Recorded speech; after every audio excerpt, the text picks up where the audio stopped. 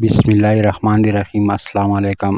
دنیا کی تمام مسلمان کلمہ پڑھتے ہیں لا الہ الا اللہ محمد رسول اللہ، مگر کیا آپ جانتے ہیں کہ حضور صلی اللہ علیہ وسلم کس طرح کلمات طیبہ پڑھا کرتے تھے؟ وہ بات جو آپ کو آج تک معلوم نہیں ہوگی۔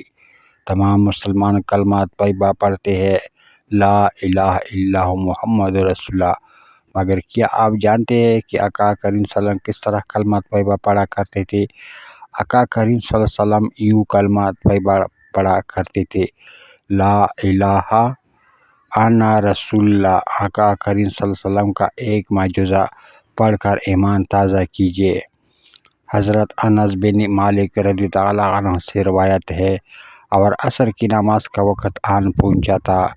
لوگ پانی کی تلاش کر رہے تھے لیکن پانی نہ ملا۔ آخر ان حضرت صلی اللہ علیہ وسلم کے پاس تھوڑا سا وضو کا پانی لایا گیا۔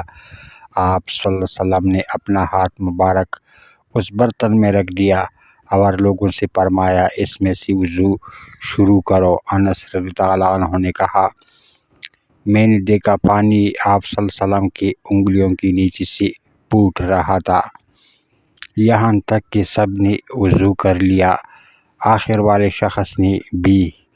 سبحان اللہ۔